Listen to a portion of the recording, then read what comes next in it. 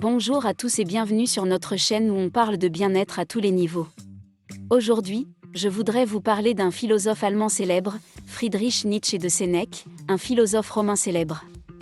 Nietzsche est connu pour sa critique de la morale traditionnelle et pour son concept de la volonté de puissance. Sa philosophie a eu une grande influence sur des mouvements tels que l'existentialisme et le postmodernisme. La pensée de Nietzsche peut être difficile à comprendre, mais il est souvent considéré comme un penseur profondément original et provocateur. Il a rejeté les idées conventionnelles de son temps, y compris la religion et la morale, et a cherché à explorer la nature humaine de manière nouvelle et radicale. L'un des concepts les plus importants de Nietzsche est celui de la volonté de puissance. Selon lui, la volonté de puissance est la force fondamentale qui anime tous les êtres vivants. Cette volonté n'est pas seulement liée à la domination sur les autres, mais elle peut aussi être une force créative qui nous pousse à réaliser notre potentiel. Nietzsche a également critiqué la moralité traditionnelle, qu'il considérait comme un système de contrôle social qui entravait la réalisation de soi.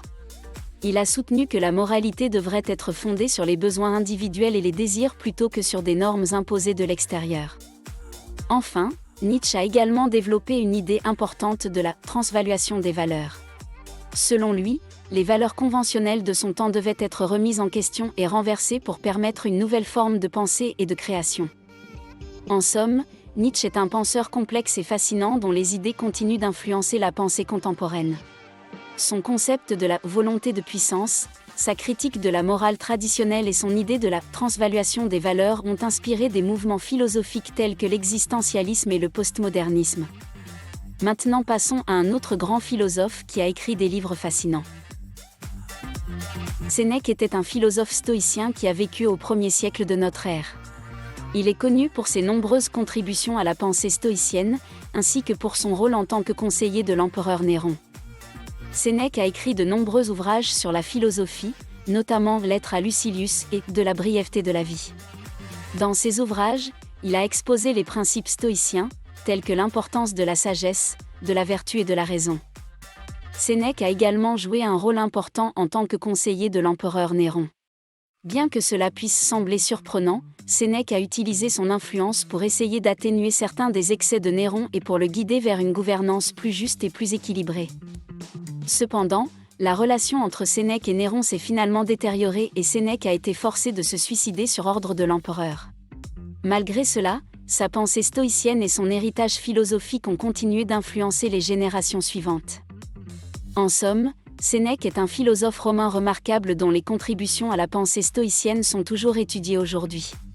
Ses écrits et son rôle en tant que conseiller de l'empereur Néron témoignent de sa sagesse et de sa vision de la vie, qui ont inspiré des générations de penseurs depuis l'Antiquité jusqu'à nos jours. Qu'est-ce que la pensée stoïcienne ? Le stoïcisme est une philosophie qui a été fondée à Athènes au IIIe siècle AV. Jésus-Christ. Elle est basée sur la croyance que la vertu et la raison sont les clés pour atteindre le bonheur. Selon les stoïciens, le but de la vie est de vivre en accord avec la nature et de s'épanouir en tant qu'individu. La pensée stoïcienne repose sur 3 principes fondamentaux. Le premier est l'acceptation de ce qui est. Les stoïciens croient que la souffrance est souvent causée par notre résistance à ce qui est, plutôt que par les événements eux-mêmes. Ils recommandent donc d'accepter les choses telles qu'elles sont et de s'adapter à la situation. Le deuxième principe est le contrôle de soi. Les stoïciens pensent que nous avons le pouvoir de contrôler nos pensées et nos émotions. Ils recommandent donc de travailler à la maîtrise de soi pour atteindre la tranquillité d'esprit. Le troisième principe est la vertu. Les stoïciens croient que la vertu est la seule chose vraiment bonne en soi et que toutes les autres choses, comme la richesse et la santé, sont secondaires. Ils recommandent donc de travailler à devenir une personne vertueuse.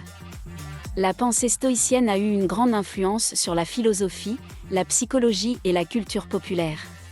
Les stoïciens ont encouragé les gens à vivre une vie de dignité, de courage et de persévérance, même dans les situations les plus difficiles. Ils ont également inspiré des mouvements comme l'existentialisme et la psychologie cognitive. En somme, la pensée stoïcienne est une philosophie qui met l'accent sur la vertu, le contrôle de soi et l'acceptation de ce qui est. Elle a eu une influence durable sur la culture populaire et a inspiré des générations de penseurs depuis l'Antiquité jusqu'à nos jours. J'espère que vous avez apprécié ce bref aperçu de la pensée de Nietzsche et que cela vous a donné envie de creuser un peu plus dans ses œuvres, ainsi que la présentation de Sénèque et son héritage philosophique. N'hésitez pas à me dire dans les commentaires ce que vous pensez de Nietzsche, de son influence sur la philosophie moderne et de Sénèque et de son impact sur la philosophie. Merci de m'avoir écouté et à bientôt sur notre chaîne.